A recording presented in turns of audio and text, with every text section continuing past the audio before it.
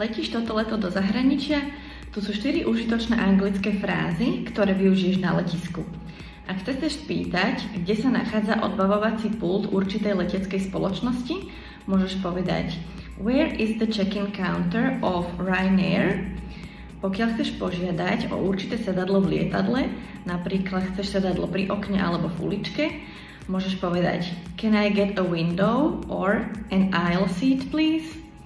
Na bezpečnostnej kontrole ťa môžu vyzvať, aby si dal alebo dala všetky tekutiny do priehľadného sáčku a povedia ti Please put all liquids into a transparent bag.